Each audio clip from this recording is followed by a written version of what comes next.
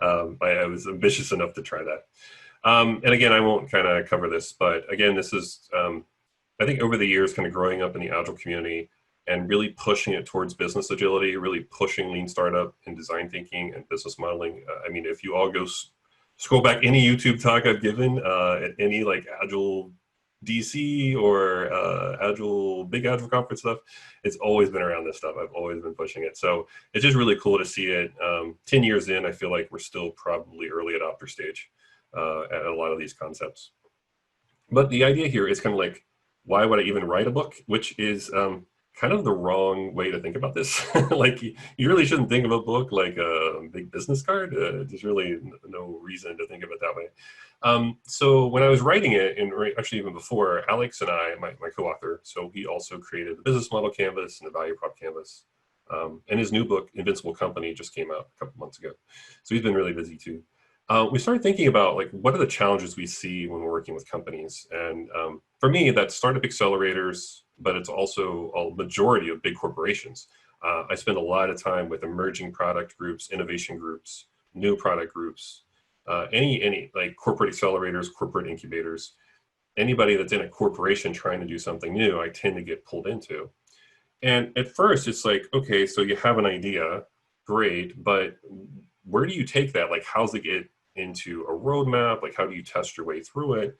And really over time, before you make this big decision on whether or not to go scale a thing and build out like several sprints worth of work and go burn it down, what we've been doing is saying, okay, well, how first do you ideate to make sure that you're playing in a space that makes sense for your company?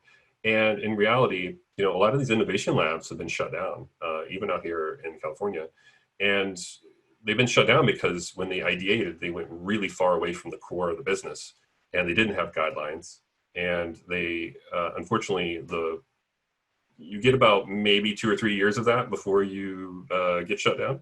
So you have to produce something that is as of interest anyway from a business side to, make a meaningful impact on the business, even if it's not just direct revenue, it's something else.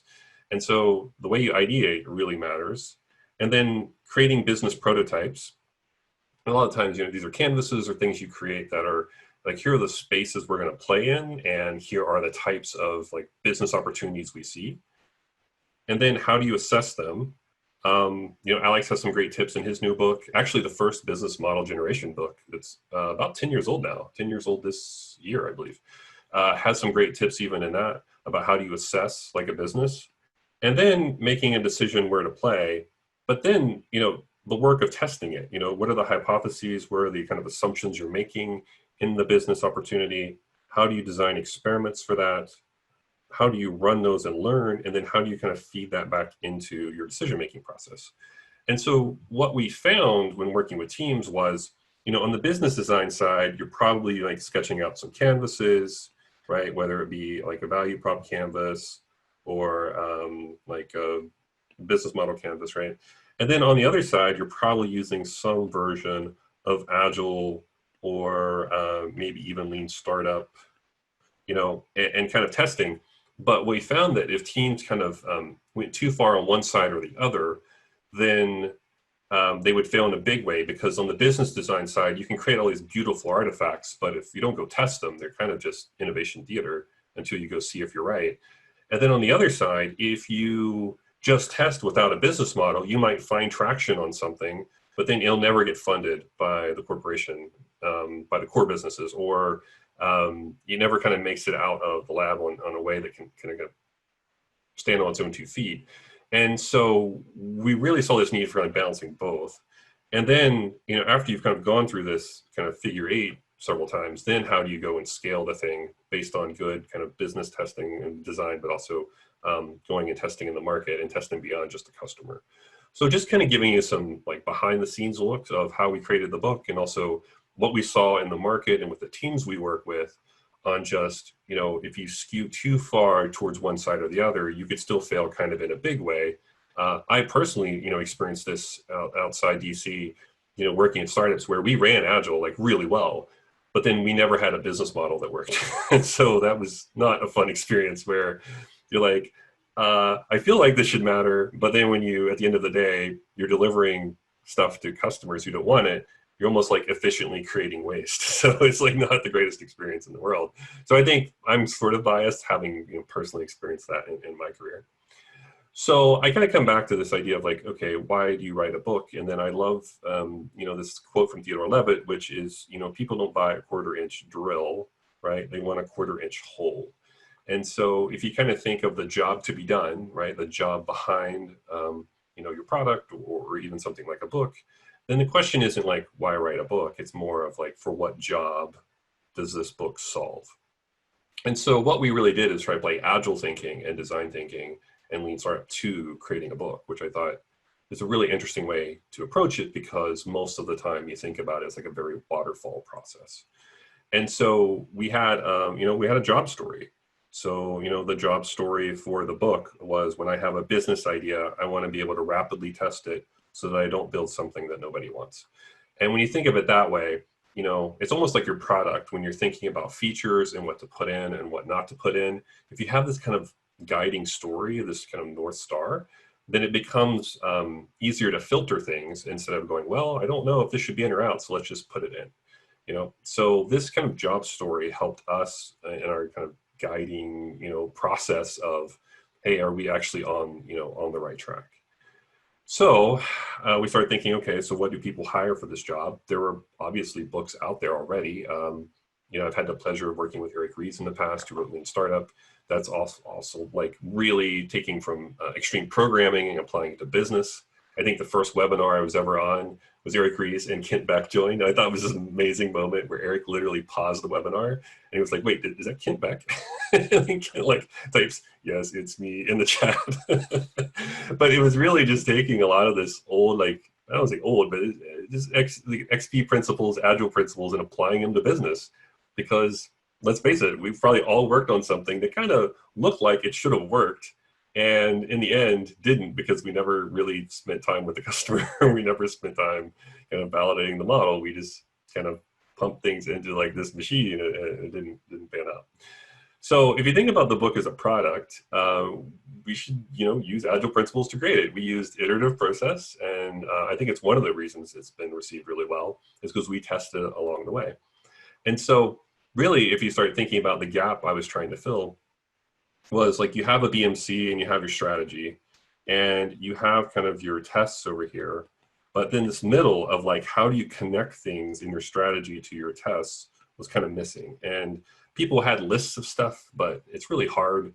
I don't know if you've had this experience where you go to a site or somewhere and they give you a list of like, here are all the things available. It's hard, it's overwhelming, you don't know what to choose. And so like, what's the process from like connecting your strategy to your tactics? And that's really kind of the need that we were trying to fill. So in it, I started thinking through, okay, so the job to be done behind the book, like who really benefits from this? And we came up with 3. One is the corporate innovator. So a lot of you probably live this role if you're inside a corporation.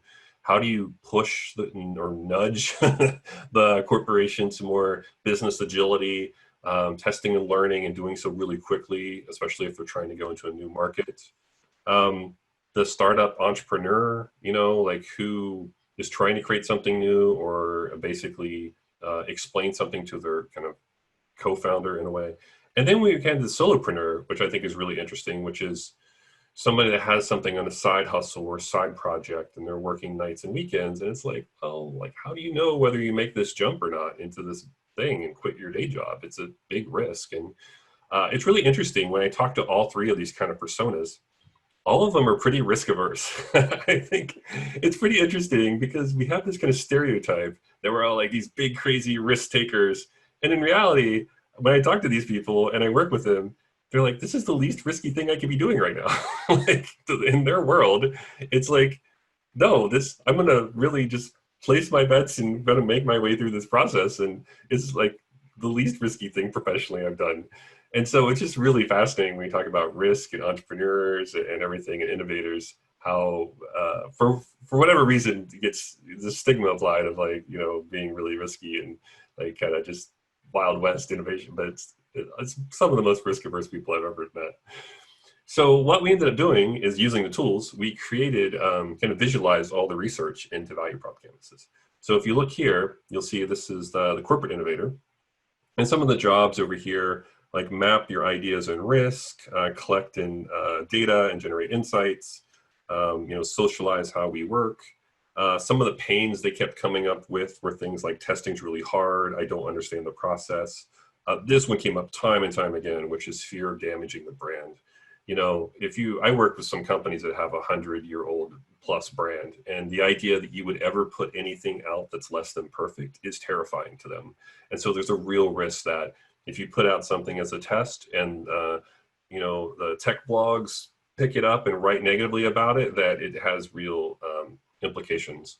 Some of the gains they were looking for, things like impress leadership, so, like peer recognition, dollars to keep going, things like that. I won't read all of these, and then on the left, we said, okay, so the things that we're working on, this book and a library and a method, does that like solve for these jobs that they have? Does this actually address some of the jobs? And then if you look at the pain relievers, do these actually address the pains our readers have? And then the gain creators, do they address the gains that they're looking for? And I'm kind of scribbling this out, but basically, can you visualize and say, okay, and same with product development in Agile, you look at who are you trying to deliver value to? What are they trying to get done? The jobs, quite frankly, usually start with almost like tasks. They're very functional jobs. And then what are the pains they have around trying to do those jobs? And what are the gains that they're looking for when they finally able to do that job well? And you'll notice it's not just rewording either. It's not, wow, they need to map ideas and risk. And the pain is mapping ideas and risk. And the gain is, well, we mapped our ideas and risk. Like if you try to use these tools that way, you're not going to get a lot out of it. It's more about what are the jobs they're trying to do, and then doing research and doing discovery and finding out what are the things getting in their way, and then what are the things that are the gains. And sometimes, getting a promotion or something like that ends up being one of the gains where, it's more about social, right, peer recognition. The other thing I would point out about customer jobs here is they start off as tasks, right, functional, but they're also social and emotional and supporting jobs. I just try to keep things at a high level because I feel like jobs to be done can be a very waterfall-like process. If like I love Tony Alwick's work. I've had the pleasure of meeting him a few times. And there are other works pushing jobs to be done. Just be mindful of like applying it to your culture and your process, right? If you're trying to be agile, you're trying to go off and learn and kind of come back and update versus just execute on what the jobs are. So something to think about. We also map these out for the others. I won't read through all of these, but startup entrepreneurs, the biggest things there, they had a really tough time communicating with their co-founders. And I experience this when I'm working with accelerators all the time. And now that every accelerator is virtual, I feel like I'm doing a lot of Zoom workshops with accelerators right now. I just finished one for the EU. And the idea of like storytelling and having a coherent story has really been challenging for a lot of the co-founders that I've seen. They have scarce resources. That's one of the pains that keep coming up time and time again. Like, give me the cheapest, next best test I could run to move forward, And then they're looking for kind of evidence of traction keeps coming up with, are we making progress on not just the revenue side? Because so much early on when you're working through things, revenue is kind of a lagging indicator, and there are all these leading indicators you're looking for. So they kept like coming back to that as a challenge or a game they were looking for. And then solopreneurs, pretty close. Turn side hustle into a business was a big one. Fear of making the jump kept coming back as a pain, and stuff like that. So what we did is we took all this learning and we went up into the mountains in Switzerland above Lake Geneva. I have to say there are worse places to write a book. So when Alex, my co-author who lives in Lausanne, said, hey, we need to come up and go into the mountains and write this book, I was like, oh, okay, I guess, I guess you convinced me. But in all seriousness, like we did a lot of work, and except for the altitude sickness, it was really a good experience. But basically we started with stickies, and it was myself and Alex and Alan Smith, who is an amazing designer and was the lead designer on business model generation and value prop design, and also Invincible Company was there with us. And you look, this is, I know it's just like such a like agile thing to do, right? Use stickies, but we started unpacking like, what did we see with really great team design in our work? What are the things that helped some like teams succeed where others failed? What about the environment was either promoting this kind of work or kind of detracting from it? You can't read the sticky up here, but it's very much behavior is what we're talking about, kind of like in this box here. And we started just sticky noting it all out before writing a book. And I think that was a big learning experience for me, is when people talk about agile, but applied to something like this, it can feel like a very waterfall process to write a book. It's like you create your outline and then you write all your content and then you like test it and edit it, and like, but we said, let's not start writing. Let's just get aligned and at a sticky level. And then we also did a lot of sketches. And so this is one of my sketches from the experiment pitfalls spread, where you can see I literally just put lines here because I knew what these were, but I didn't want to clutter it up at the moment where we were sketching. And we said, okay, we asked ourselves, with all the teams we've worked with, what are the things that get in their way and these kind of like pitfalls they fall into trying to work this way? And mindset kept coming up time and time again. Like if you take this check the box mindset with experimentation, that's problematic. People run too many experiments. They'll try too many at once, which also relates to them being too long because they can't finish anything. So think traditional like lean and Kanban and flow, just like basically not following any of those rules, right? They can't find customers. That's another one that kept coming up. Like they can't find them or they can't get access to them. They can't, like the poor communication where they're just not able to kind of talk to each other and clearly explain what they're trying to do. And I mean, that happens in the agile world too, where, like one of my first big transformations I was involved in here in San Francisco was we started working in an agile way, but then we realized like the SOX controller wasn't involved, and they were like, how do we do CapEx and everything else? And like, we just poorly communicated what we were doing, or legal, right? That's the worst when you design all this stuff and then you go to legal and say, hey, can we do this? And legal's like, of course not. Why are you even like, and rather than incorporating legal earlier into communicating to them that this is what we're trying to do and the intent, there's all kinds of stuff with communication that can go wrong. We created a book map, which should look very much like a story map to you all. And it's not a coincidence because I picked that up from Jeff Patton, who's very influential in my career. And I thought, I'm not just going to write an outline.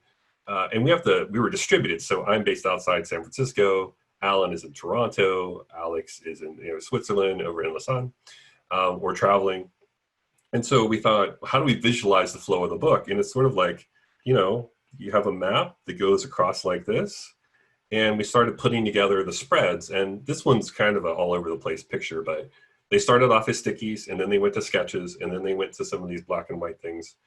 And I thought something was really telling, which again, biases creep in no matter what you're doing, is I was putting this visually together and I invited my peer, Andy Plantenberg, who I worked with at NEO, to give me feedback on it. And she looked at this top line of all these quotes and she's like, you just have old white men quotes. And I was like, no, I didn't mean to have just old white men. Like that stuff just seeps in, right? Because I search for business quotes and it's a bunch of old white dudes and I go, that's what I'm going to use. And so having feedback on something visually helped me really kind of course correct early on and go, okay, yeah, this got to be more diverse kind of quotes that support what I'm trying to do here.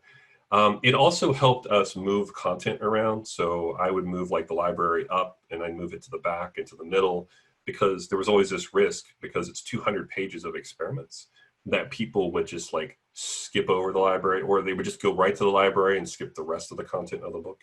And so it was a lot of back and forth that helped us kind of align on that. We also did affinity sorting. So I would do early, and this is a real picture from the early interviews I did.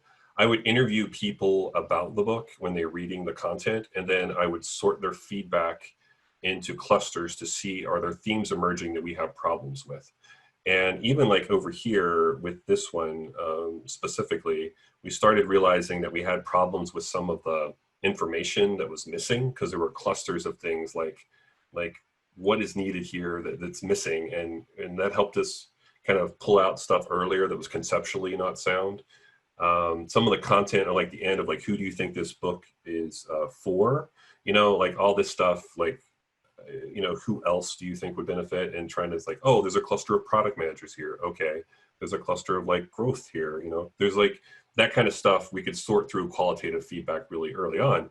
And it's the same when I'm working with agile teams and they need to do customer interviews. We would sort back through the qualitative like feedback really quickly to see what themes, because I think that's one of the dangers when I work with teams is sometimes they do interviews and then they're not sure how to sort the feedback, and then it doesn't become all that useful, and they pick out that one quote they wanted to hear and they go build the thing they wanted to anyway, which is not the point of the process.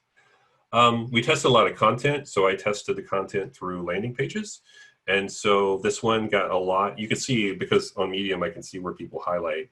I got a lot of good feedback on, oh, I shared this with my executive, or I shared this with other people, and I was just trying to test out this idea of sequencing, but I pared it down to just, you know, just pairing. But we tested a lot of the content, you know, earlier on.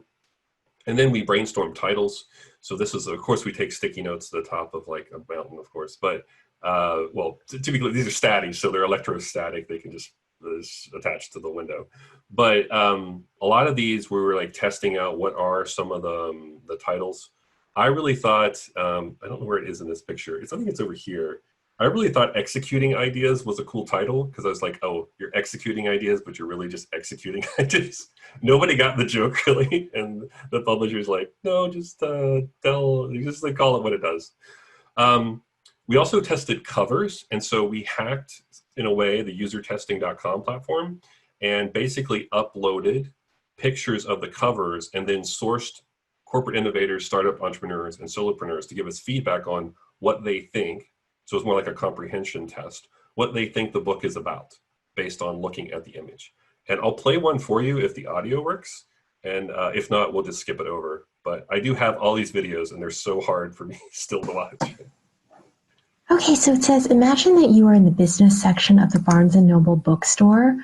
You will be shown an image. Once you see it, move on to the next step. What do you think this book is about? Okay, so it says you're holding a field guide for rapid experimentation. Use the 44 experiments inside to find your path to scale. Systematically win big with small bets by testing business ideas. Strategizer.com/test. Strategizer series, sequel to Modern Business Model Generation International Bestseller. 30 plus languages. Okay. So I feel like the main information for whatever this book is about is probably held in this line right here. It has something to do with business ideas, but it is some kind of test or format in experiments to find out which business ideas I think are going to work for you or are going to reap some kind of benefit or be successful. So it's some kind of formula or experiment that's going to help you take any business ideas, I think, into success. And it's different sort of tests, experiments, some kind of methods to figuring out which ones are going to work and which ones aren't, I think. So that's kind of all I could gather from that one line. I wasn't able to gather as much from the other points of information. I think it was mostly held in this line here. So I hope I answered your question. I'll stop here for now and move on to the written portion, but thank you for letting me check this out. So it's really interesting, right? You'll notice this top blurb, which isn't really a subtitle, is the thing that tested the best. And it was a common theme across every test we did, that little blurb gave people more information than the other images. People did not get from these arrows that the testing meant like you could go different ways. When we had icons, people didn't understand what the icons were. There was one about binoculars, and this woman's like, I don't know what this thing is. And I'm like, it's binoculars. She's like, no, I don't know what it is. And so it was really hard. And you'll notice, even for me now listening to this, it's still hard, because when you test and you just have your customers tell you back what they think you're doing, that's true like voice of the customer work, right? You're trying to use their words or trying to take their input in a way where they understand what you're working on. And so we did rounds and rounds of this kind of testing. And eventually we kind of got to this, which is, we just called the book what it was. We were using, different design elements to do kind of ideas plus testing. But we should have time boxed our testing. So this was really embarrassing. We didn't have the cover ready for when people started pre-ordering on Amazon, and it topped business entrepreneurship with no image. And so in hindsight, I would have coached myself on this and said, oh, we have to time box our testing. And of course we did not. But this is really hard when you do it on your own stuff. You forget about these things. It's also why you need a coach. Maybe I should have had a book coach. I don't know. But the idea of should have time boxed that was kind of embarrassing. But kind of getting into the content of the book, coming back to these themes of desirable, viable, and feasible from design thinking. I first learned this from IDEO, but then I realized it was from Stanford D School. And then I started tracing it back to Larry Keeley, and then it was the Institute of Design from Chicago. But these themes tend to hold up now, no matter if I'm working with an agile team or any other team. This idea of kind of do they, right? When you're looking at your work, is there any evidence that people need this? It fits in their daily lives. It's something that provides value. This question of viability is very much a should we, okay? So is this something we should be working on as a business? Is it aligned to our strategy? Does it generate some kind of value? Is it sustainable? And then, unfortunately, where we spend too much of our time is this feasibility side, where it's can we? And that's not just technical feasibility. I work, and especially you around DC would know this, anything where I'm working heavily regulated industries, feasibility is also about not violating that stuff, right? So if there are right rules and regulations, you could have something that technically works, but in healthcare, if you're violating HIPAA compliance or something like that, it still will not succeed. And so really what I started to do with cross-functional teams and Agile, right, is who is the person that can help answer these desirability questions? Who is the person that can help answer some of these viability questions? And who is the person that can help with these feasibility questions? And this is very similar to Marty Kagan and Jeff Patton thinking of this triad, or what's the leadership team responsible for helping address all of these answers in our projects and in our opportunities. So what we did is we started layering this over the business model canvas. And so basically saying, desirability, viability, feasibility, can this help us with regards to making sure the canvas is a little more clear as far as navigating it? And what we realized was your value prop and your customer and all that, a lot of that is desirability risk. Is this thing desirable? At the bottom, viability is a lot of cost and revenue. Is this a viable thing to do? And then feasibility, backstage, activities, resources, and partners.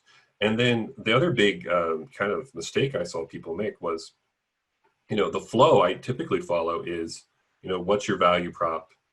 Who's your customer? How do you reach them? And then how do you build relationships with them? What's the nature of the relationship? And then what's your risk, as far as revenue streams? And you'll notice a lot of this is desirability and a little bit of viability, okay?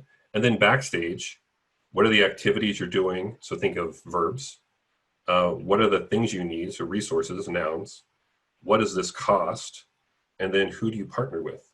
And so when I first introduced this tool to Toyota, they were like, oh, this is like a bento box. I was like, yeah, kind of. I mean, you certainly don't start left to right, because I personally would never start with who I'm partnering with as the first part of the strategy. I would say what's our value prop? How do we deliver it to customers? What's the nature of our relationship with them? Okay. How do we generate revenue? And then our activities and our resources can help inform our costs. And then if we're partnering with somebody, they bring an activity or a resource to help us create our value. And when I look at it that way, and I had the pleasure of going through Alex's boot camp in Switzerland about 4 years ago, where he explained a lot of the backstory of how he created the tool. And if you look at the old white papers on it, it looks like a systems thinking diagram. It just ended up being a canvas, but all this stuff is relational. It just kind of relates back and forth. And so when I see people make mistakes with it, they're usually just doing the check the box exercise. And they're saying, oh, yeah, we have value prop. Yep, got a customer. Yep, got revenue. But in reality, when I'm using teams, and I work with multi-billion-dollar corporations, they are looking at what are the ripple effects if they change their customer, or they change their revenue, or they change their channels. And some of that doesn't come out in a business plan or in your backlog. Some of it, it's just easier to facilitate and view in something like this, where you can see the different ripple effects if you change one of those key aspects of your model. So to that extent, I think layering this thinking onto it just helps. And so what we ended up doing is saying, all right, write down all your risks around your canvas, do a 2x2 exercise to map out your risk. For this, I created it a while back. Basically, I learned this from Jeff and Josh, who wrote Lean UX, that I used to work with at Neo, and then I pulled in design thinking into it. So it's basically called assumptions mapping. It's been used by like, Google uses it now for their design sprints, so it kind of got pulled into design sprints. But basically the flow is write down your assumptions, go map them with your team. And the mapping, again, is like what's desirable, what's feasible, what's viable. And important to unimportant, do you have evidence or not have evidence? And then take that stuff that's really risky and go run experiments to learn about it, and then come back and update your map and come back and update your canvas. So it was kind of this like missing piece where people would sketch out canvases and then they would just not know what to do with them, or what kind of tests were available.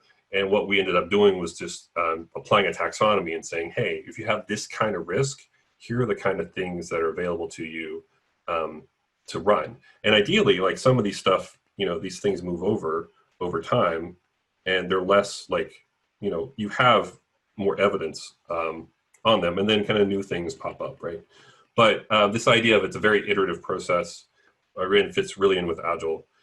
And so when I'm working with Agile teams, a lot of times it takes this kind of form of, okay, what's a story backlog look like? And at the top of the backlog, you're like, yeah, this stuff's awesome. And at the bottom, you're like, I have no idea what's in this thing. Like we have 5 years of Jira tickets in there. I have no idea what's going on. And so what I've been doing with teams running in Agile is, can we like basically apply this kind of thinking to help understand our backlog? And so, if you take this really basic format that we kind of all start with, may or may not use after you adopt it, but I'll start here. Like as a user, I want features so that benefit. You could start saying, okay, well, do we know anything about this user? Is there any evidence to say like this is the user, like, or is it just a product owner kind of just saying it wouldn't be cool if and writing stories? Like, do we actually know? Is there any evidence behind that? With the feature, is there any kind of feasibility stuff? When you think about like XP spikes and things like, is there anything you can do to help kind of walk through the risk around something like a feature? And then with benefits, is it impactful not to just the customer, but also to the company, right? And to the business. You have to measure and kind of walk this line of this idea of like high value jobs where you're solving things for the customer, but they're also valuable to the business.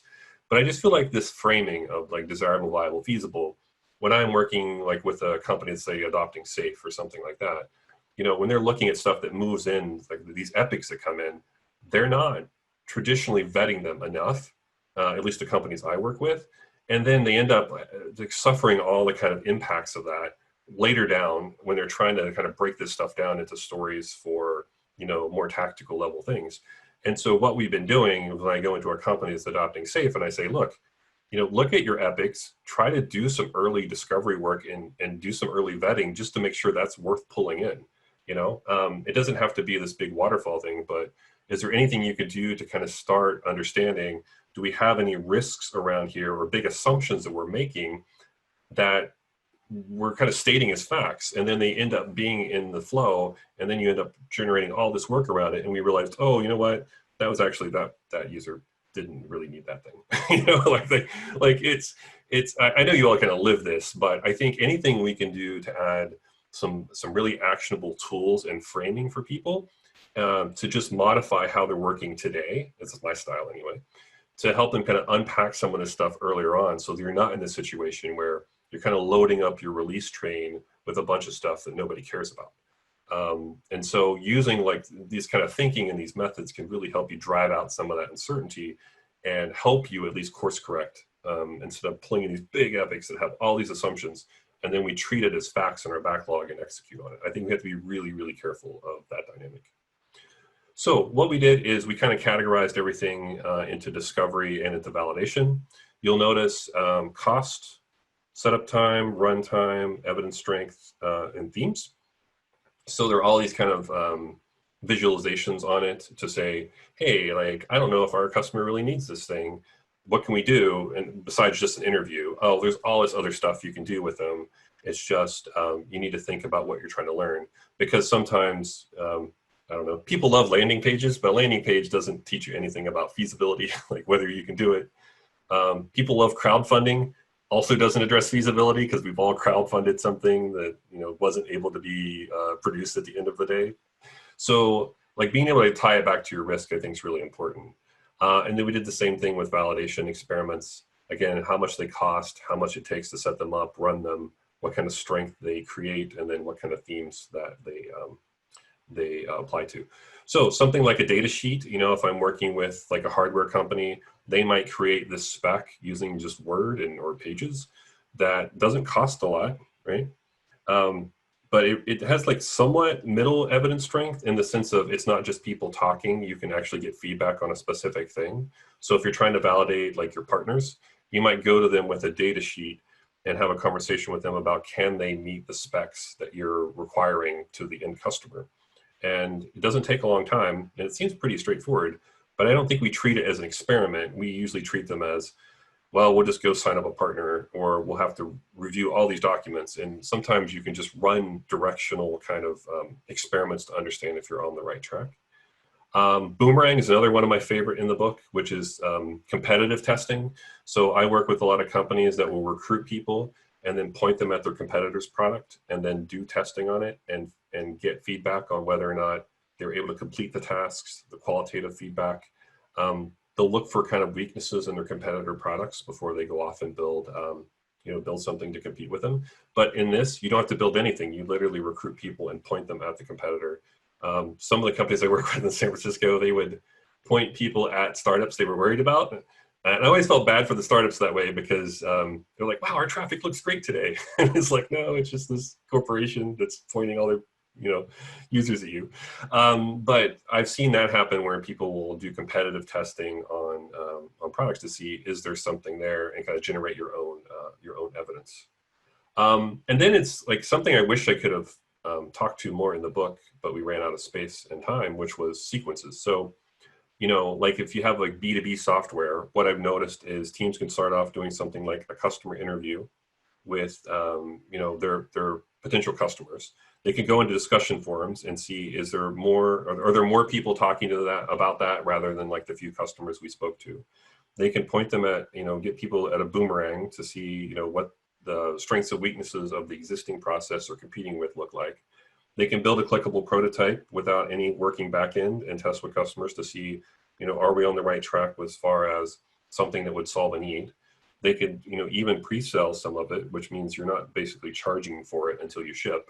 And then you could build like that single feature MVP, which is something that, does one thing really well. So think like early days Foursquare or Hotel Tonight or something where you click and it does one thing, but it does that one thing that you can build out from. And I think this is what I'm really excited about when I work with teams, is I'm really curious about how they're stringing stuff together, because it's never I personally have never experienced a team where they ran one experiment and it was a huge success, and then they just like went off and scaled the thing. It was always like, we ran an experiment, didn't go as planned, we learned something else that was kind of interesting, and we followed that thread, and we ended up like creating $1 million business eventually. So just be thinking about, when you're coaching, so I know we have some agile coaches on the call too. When you're coaching your teams, when they run that first experiment, you don't want them getting too excited or too depressed. You want them to kind of look at it objectively, and you need to coach them back up or kind of bring them down, depending on how your team reacts, to say, look, we learned some stuff here. What can we do next? And I usually go for about 12 weeks before making any major decisions on some of this stuff, which is like, if you had an opportunity and you build out their backlog and you're sprinting through it, by 12 weeks, if you're running at least an experiment a week, you should have enough evidence to know whether you should kind of pivot, persevere, or kill that thing based on a series of experiments. So just keep that in mind, that I think some people mistake like testing and lean and agile for like just cheap and dirty, and just you make these big bets off of almost no data. That's not what I'm kind of evangelizing here. It's more of, can we do, like, it's like scientific method applied to business, really. Over a series of time, can we de-risk what we're doing in a way where we can provide evidence also that tests our vision, so like testing it against reality. So something to think about.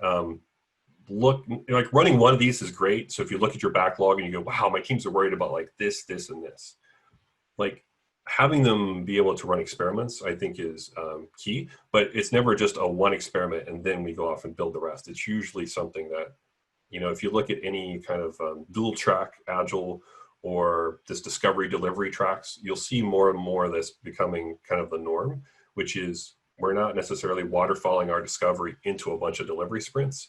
We're actually doing discovery all the time, and we can visualize that as well. So one of the companies I want to talk about really briefly is Topology. So they have their case study in the book. They have a phone, an app for a phone that when you scan your face, basically it measures your face, and then they make glasses specifically for your face. Okay, so it's more more precise than going into an optometrist, which is kind of crazy with all their equipment. And so if you look at something like that, it's like, wow, how do I de-risk something that complex? And pre-pandemic, what they did was a bunch of pop-up stores. So they opened up all these temporary stores and they basically kind of intercepted people on the street. And so I won't read this all to you, but they basically intercepted people with wearing eyeglasses. They interviewed them to make them, to just see if they're aware of why their glasses did or did not fit well. For the people that had poor fitting glasses, they kind of walked them into the store and guided them through using the app. And the glasses they had were behind a case. And they weren't really even like considering selling them, but they actually pre-ordered a couple. So 4 pairs, actually more than a couple. And, but the real learning they had was from all the qualitative insights of people didn't know why their glasses weren't fitting properly. And they used a lot of the words from the interviews in their marketing material. So they used it in their landing pages, they used it in their ads. And if you go to just their site, right, it's like topologyeyewear.com.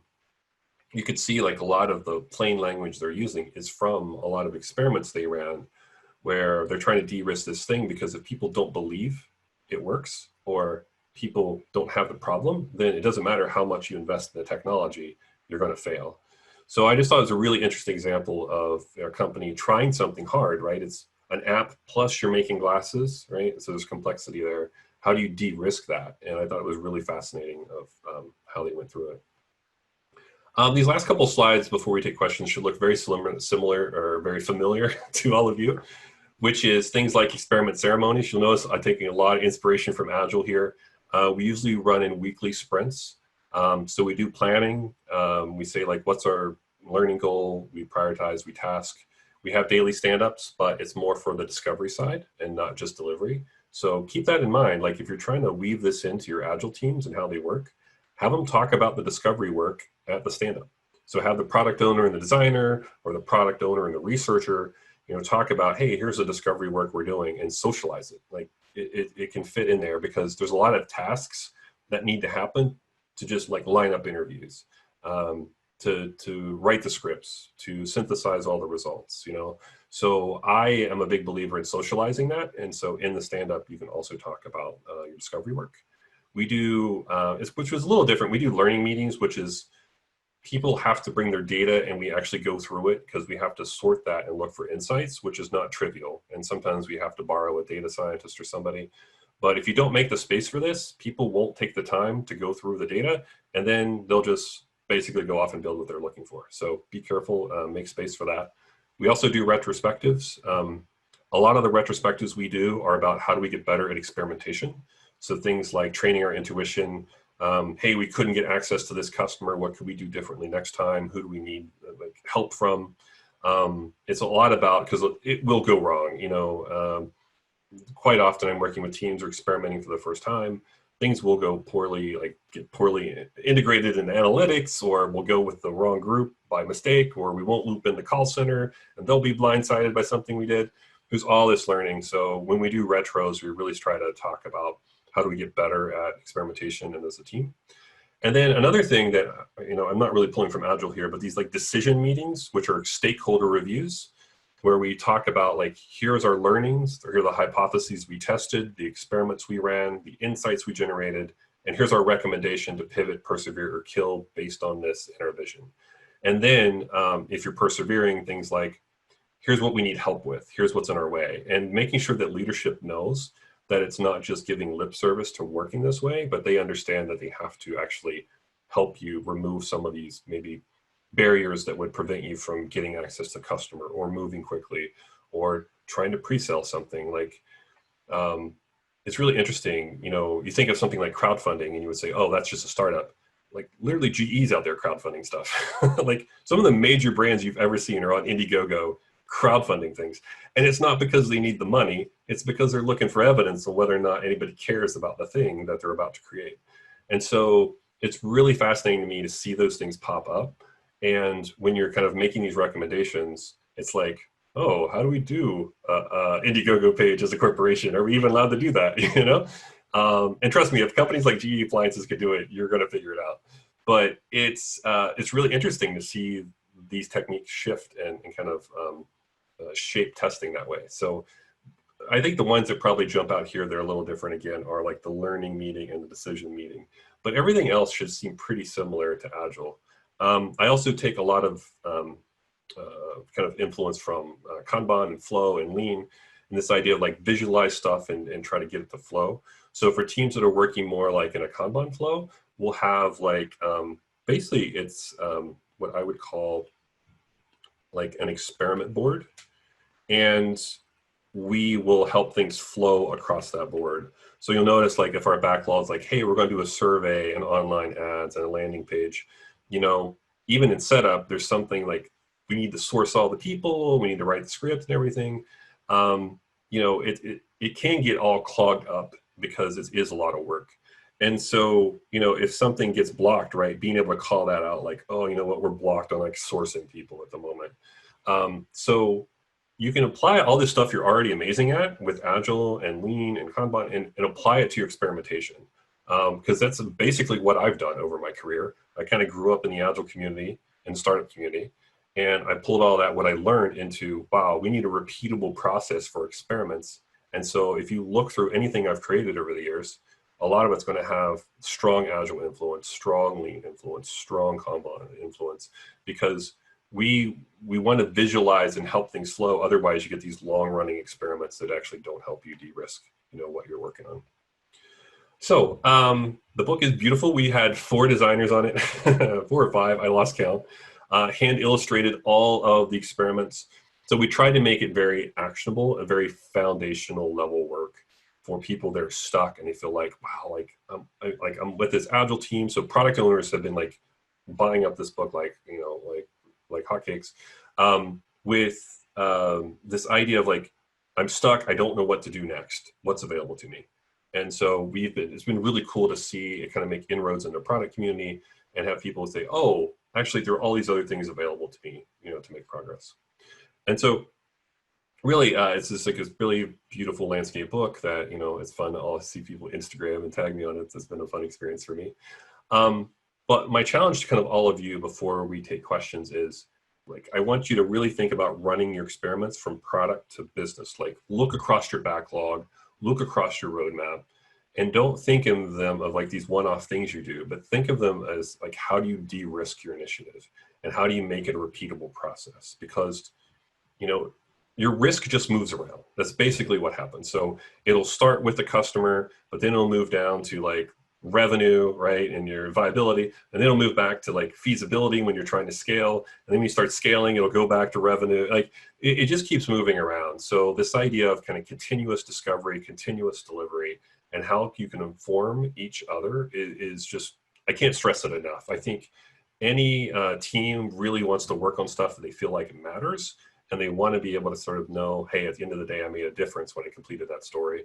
And so anything you can do to help them get out of their head when they're really worried about something, or they're worried that they're working on something that doesn't matter, like how do you facilitate that? How do you get it out of their head, and how do you run experiments? So that's my challenge to all of you. And with that, we can take some questions.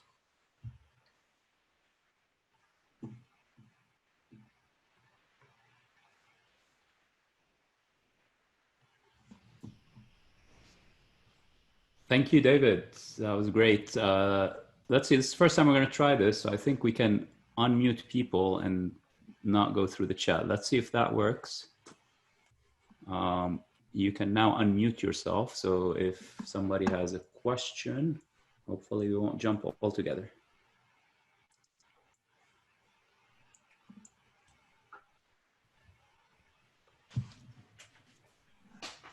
So I can say something. Hi, David.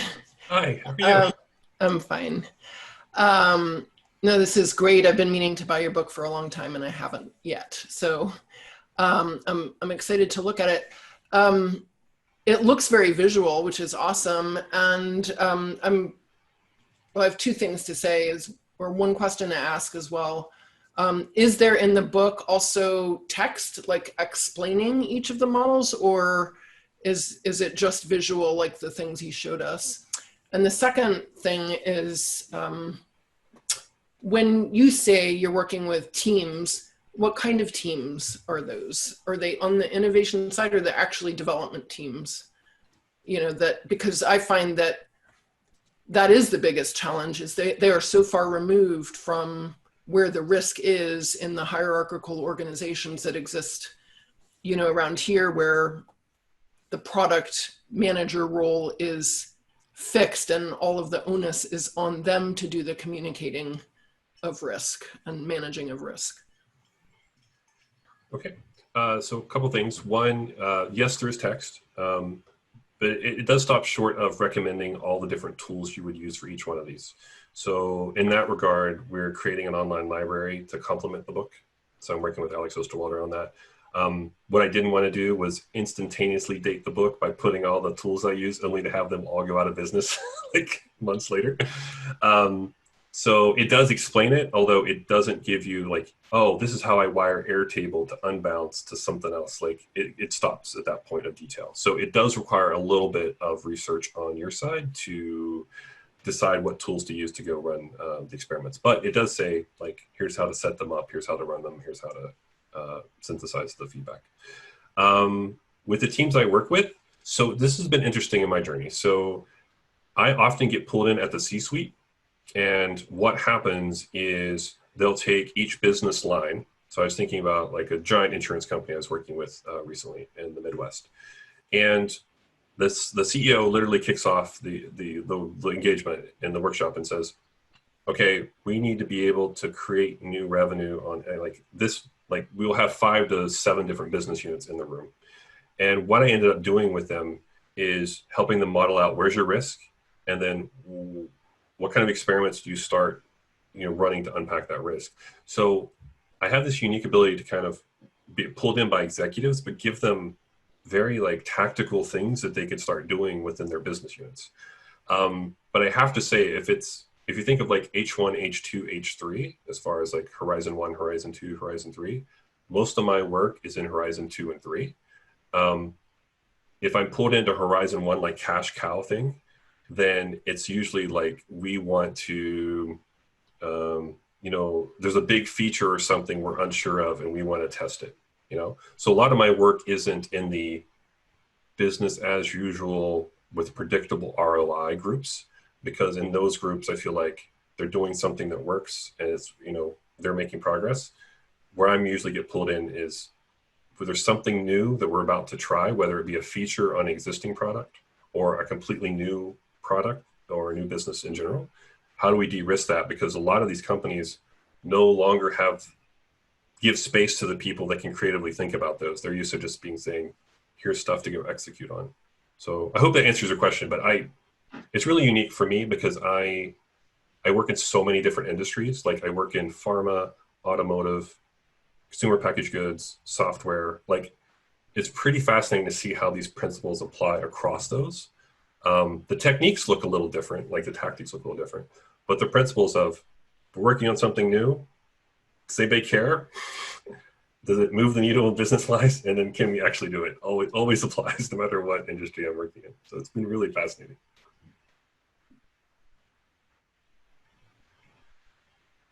All right. Anybody else?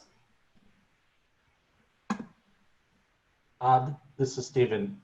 you've mentioned industries and business, but in government, the product might be unclear or doesn't exist. Instead, we often talk about mission. How might we apply testing business ideas to government? So that's a great question. I do work with government. So I do, well, pre-pandemic, I used to fly back into DC and help out. I've worked with the IMF recently. I use a variant of the business model canvas called the mission model canvas. I can put the link in the slides that we distribute here if you like. It is something that Alex Osterwalder, well, basically Steve Blank, who I-Core and NSF, and he wrote 4 Steps, The Epiphany, and a bunch of other really like foundational works for lean startup. He realized that using that tool was really tough for government and for nonprofits. And so basically they tweaked the tool to have different boxes for places where it just made more sense and resonated more with government. So things like measuring impact, having buy-in, like they're just, it's not a completely different canvas, but it's different enough that that's the one I use if I'm working with, like, let's say a Code for America or somebody, or IMF or someone like that. I recently wrote like a Medium article on how I apply this thinking to that. So I'm happy to give you all the link to that as well. But yeah, don't force this tool in a way where you're having conversations about things that aren't helping you make progress. So I would suggest using the mission model canvas, and then the experiments you run are really trying to drive impact, not necessarily like generate revenue. So I'm happy to link that stuff out and put it in the back of the slides for you. Thank you.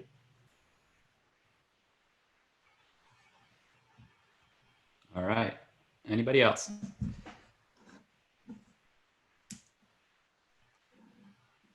We have time for one more question.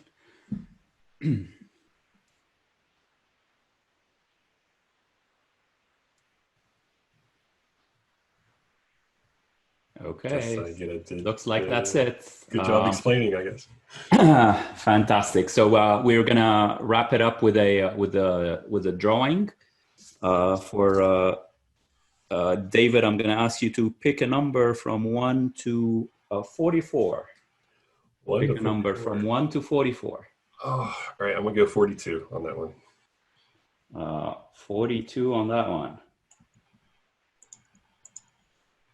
All right.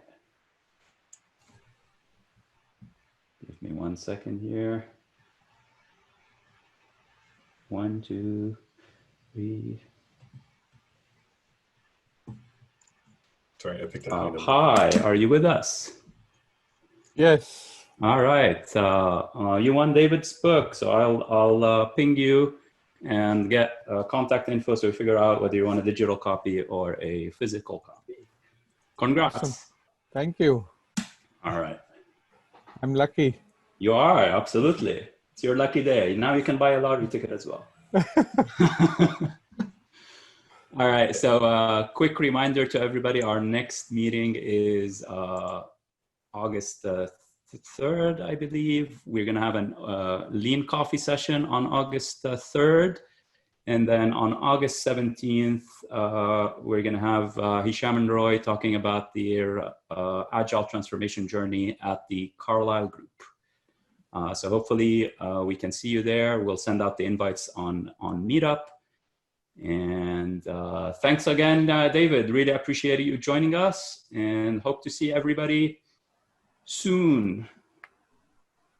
Thanks for having me. Thank you. Thank you. Thank you, David. Thank you, David. Thank you, everyone.